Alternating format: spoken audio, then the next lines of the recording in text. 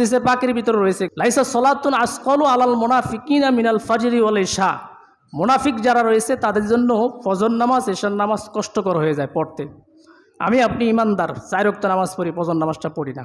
তাহলে আমি ইমানদার হয়ে কি প্রমাণ করলাম যে মুনাফিক যে কাজটা করে আমি সেই কাজটা করি? এটা কিন্তু মুমিনের সিফাত না। এই জন্য আমার প্রিয় ভাইরা, যারা 4 ওয়াক্ত নামাজ পড়ি তারা ফজর নামাজটাও পড়বো। এটা মুনাফিকের আলামত, ফজর নামাজ না পড়া। আল্লাহ তাআলা বলে মসজিদকে এত উন্নতি করো, এত চাকচিক্য করো, কিন্তু মসজিদকে ভরপুর করো না, এই মসজিদে আমাদেরকে অভিশাপ দিবে। এই উপদেশটা হলো যারা নামাজ পড়ি তাদের জন্য। আর একটা হাদিস বলি, যারা জামাতে নামাজ আমরা পড়ি না, হাদিসে পাকের ভিতরে নবী সাল্লাল্লাহু আলাইহি ওয়াসাল্লাম বলে নামাজে যারা জামাতে নামাজ পড়ে, মান সাল্লা লিল্লাহি আরবাঈনা ইয়াওমান জামাআতিন ইউদরিকুত তাকবীরাতাল উলা কুতিবা লাহু বারাআতানি বারাআতুম মিনান নার ওয়া বারাআতুম মিনান নিফাক। এটা তিরমিজি শরীফের হাদিস, সহিহ তিরমিজি শরীফ। কোনো ব্যক্তি যদি জামাতের সঙ্গে নামাজ পড়ে, নবীজি বলে 2টি পুরস্কার আল্লাহ তাআলা তাকে দিবেন। এটা হলো 4 ওয়াক্ত নামাজ যারা পড়ে, ফজর নামাজ যারা পড়ে না, এদের জন্য 1 নম্বর পুরস্কার, আল্লাহর নবী সাল্লাল্লাহু আলাইহি ওয়াসাল্লাম বলেন জাহান্নামের আগুন থেকে তাদেরকে আল্লাহ মুক্তি দিবেন।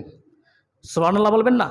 2য় নম্বর পুরস্কার হলো মুনাফিকির আলামতি থেকে তার নামটা কেটে দিবে। এই 2টি পুরস্কার জামাতে নামাজ আদায়কারী যারা তাকবীরে উলার সাথে নামাজ পড়ে তাদেরকে দিবেন। তাদের জন্য আরেকটা পুরস্কার, যারা জামাতে নামাজ পড়ি আমরা, নবী করিম সাল্লাল্লাহু আলাইহি ওয়াসাল্লাম বলেন, এটা সহিহ বুখারীর হাদিস, কোনো ব্যক্তি যদি একাকী নামাজ পড়ে এবং জামাতে নামাজ পড়ে, জামাতে নামাজ পড়লে 70 গুণ বেশি সওয়াব সে অর্জন করবে। আমরা দুনিয়ার জমিনে কোনো ভালো কাজ করি, যেটা সবচেয়ে বেশি ভালো, যেটা সবচেয়ে বেশি ফায়দা দেয়, ওই কাজটাই তো করি। তাহলে বাসায় যদি শুয়ে থাকে, বাসায় নিজে নিজে নামাজ পড়ি, তাহলে কি 70 গুণ সওয়াব তো আমার অর্জন হলো না? এজন্য এই হাদিসের প্রতি আমরা আমল করব। যারা 4 ওয়াক্ত নামাজ পড়ি, আজ থেকে আমরা 5 ওয়াক্ত পড়ব।